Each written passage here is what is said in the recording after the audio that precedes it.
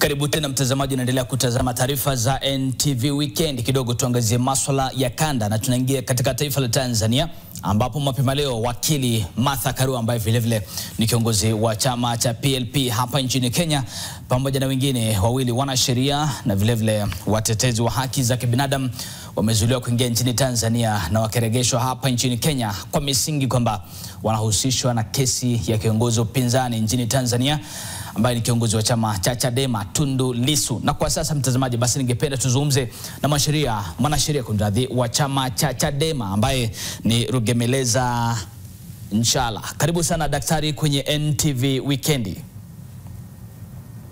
Asante sana, nashukuru. Daktari, hebu tuanze hapa kwa kwanza kabisa kufahamu alipo Tundu Lissu kwa sasa.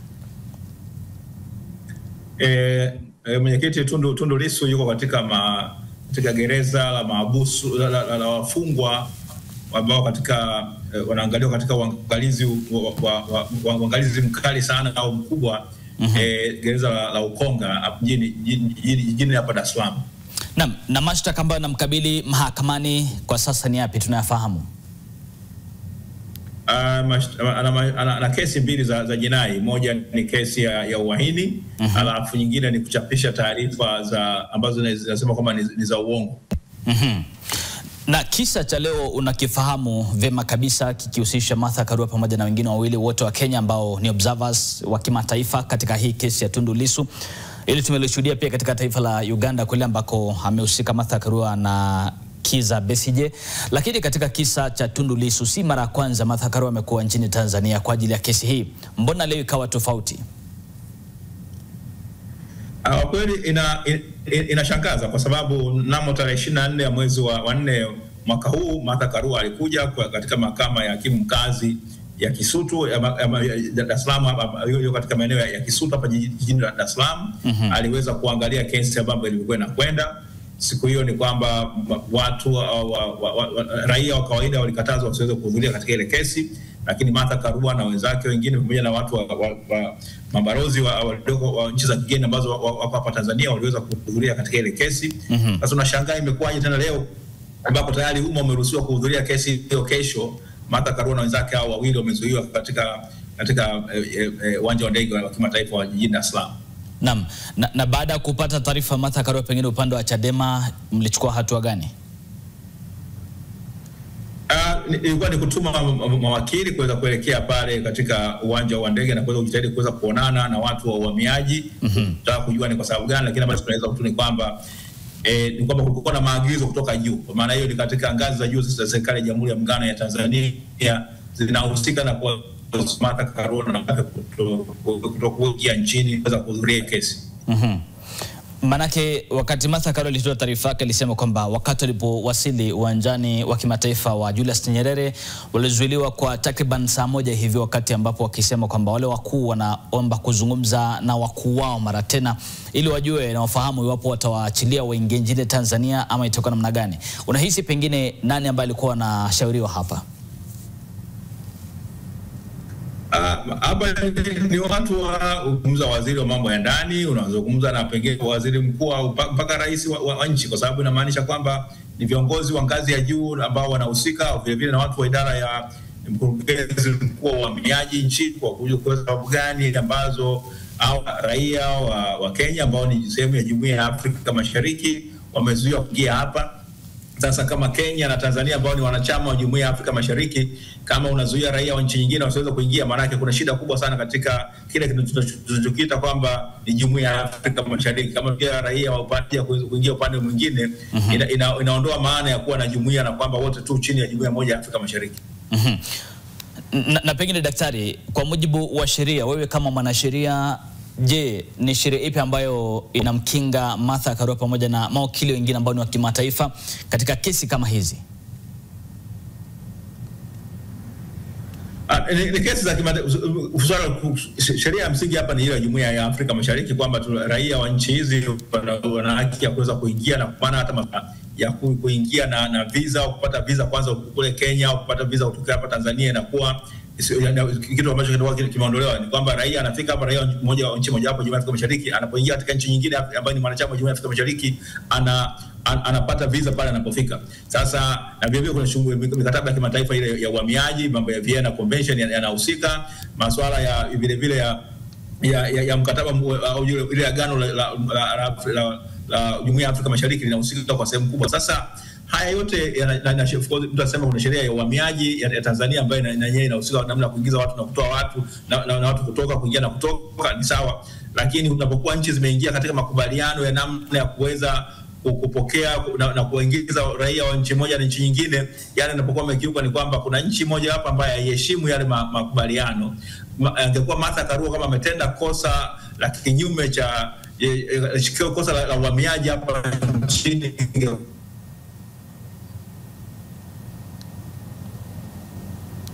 kama umetenda kosa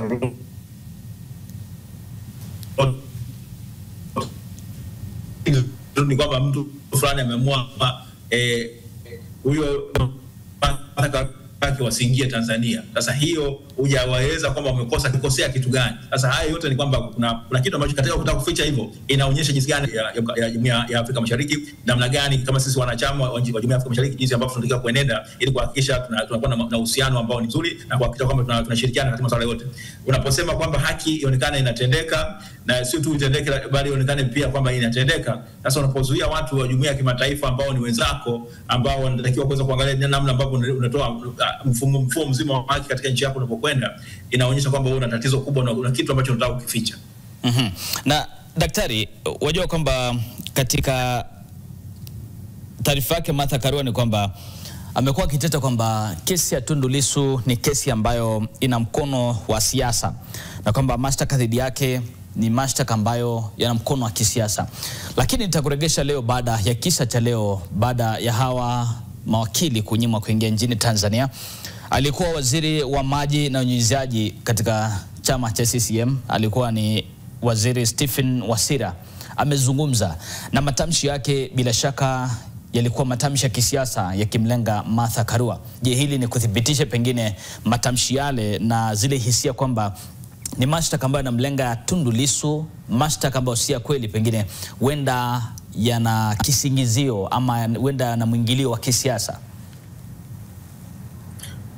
Uwezo kwa swala zima la mashtaka ya kisiasa, kwa sababu kauli ambazo Tundu Lissu alizitoa zinahusiana na masuala ya kisiasa, namna gani uchaguzi katika nchi yetu sio huru na wa haki, mabadiliko ambayo yanatakiwa ili kuweza kufanya kwamba nchi yetu iweze kuishi ile ahadi yake au majigambo yake kwamba ni nchi ambayo inaheshimu utawala wa sheria na kwamba inaendesha uchaguzi ambao huru na wa haki.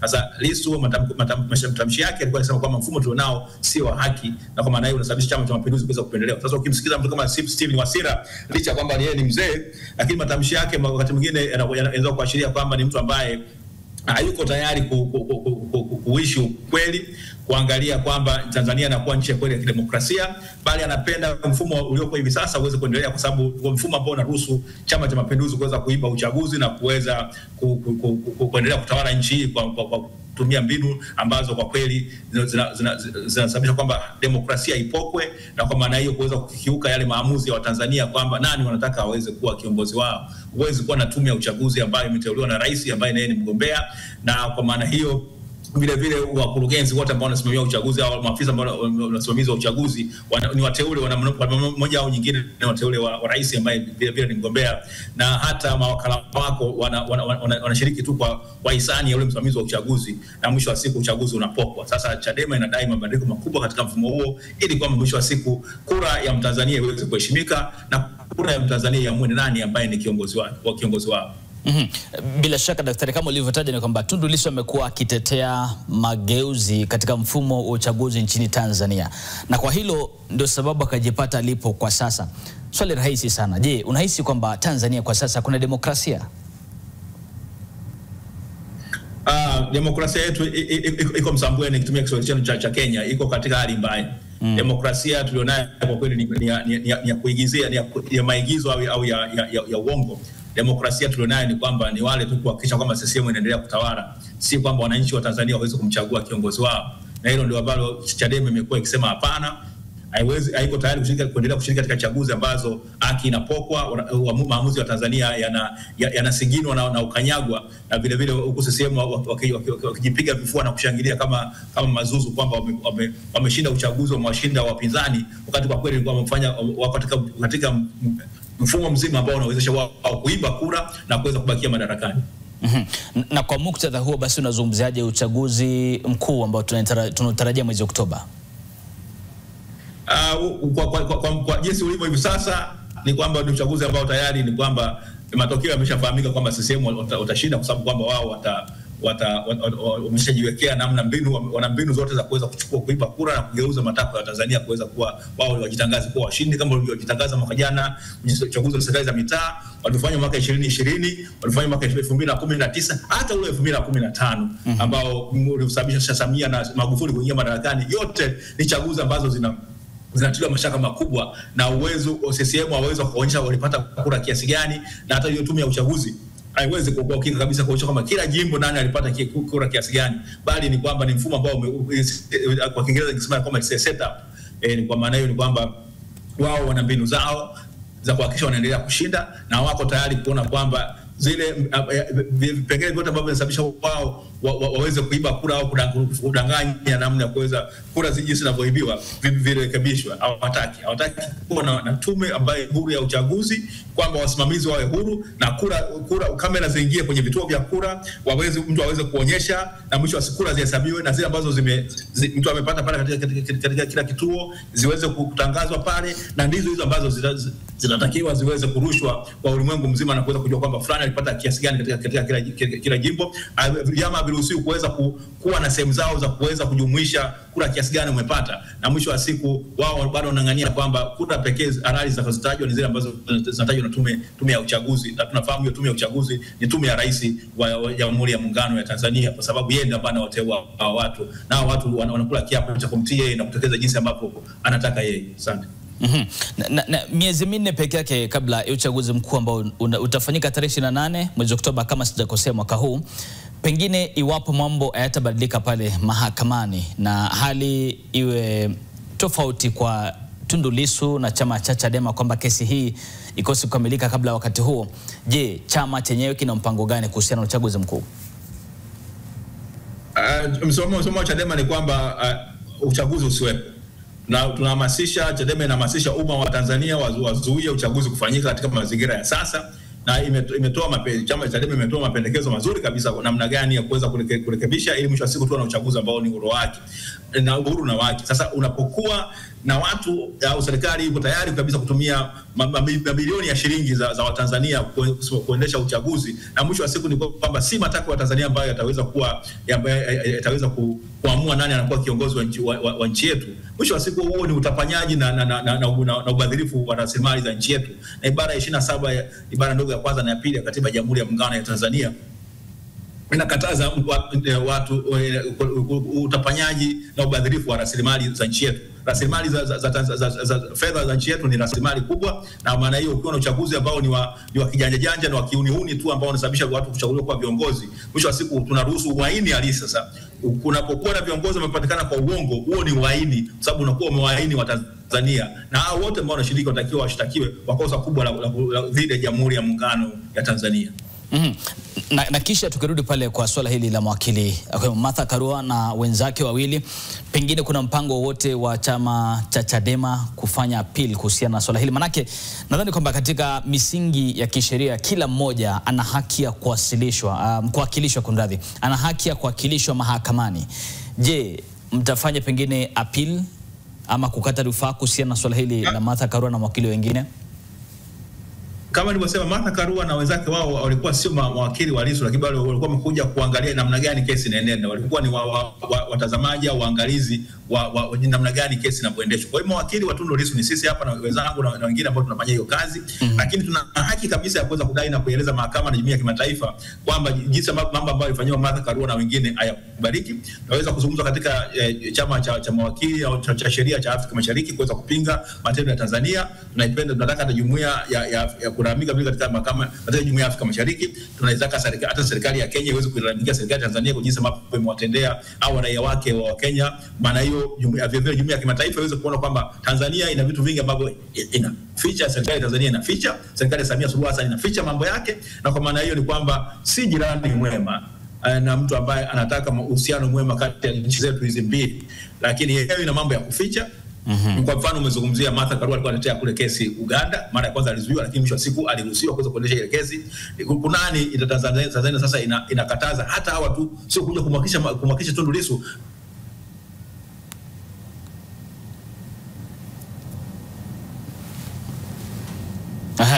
Bila shaka mtazamaji, tunazungumzia swala la Tanzania kuhusiana na kiongozi wa chama cha PLP hapa nchini Kenya, Martha Karua, ambaye vile vile ni wakili wa kimataifa. Na Martha Karua amekuwa mwangalizi katika kesi hii ya Tundu Lissu nchini Tanzania, ambayo alishtakiwa kwa kosa la jinai uhaini, na basi ni kesi ambayo imekuwa ikiendelea, na alikuwa anaelekea Tanzania, nchini Tanzania kule baada ya kabla ya yeye kuzuliwa katika uwanja wa kimataifa wa Julius Nyerere nchini Tanzania, akiwa na wengine wawili ambaye ni Gloria Kimani na Lynn Ngugi, na wakaregeshwa hapa nchini Kenya kwa lazima, yani deportation, wakaregeshwa hapa nchini.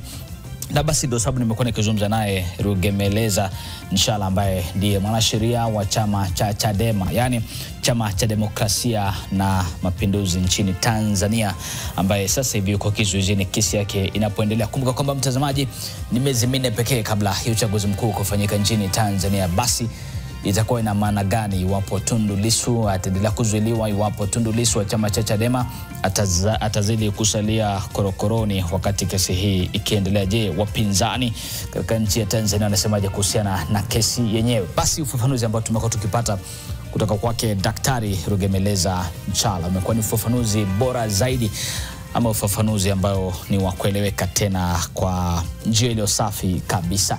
Na kwa sababu tumempoteza, basi mtazamaji, ningependa niseme kwamba tutakuwa tunamtafuta tena kwa kina zaidi kuweza kupata taarifa kamili na mengi zaidi kuhusiana na kesi hii ndani ya wiki hii.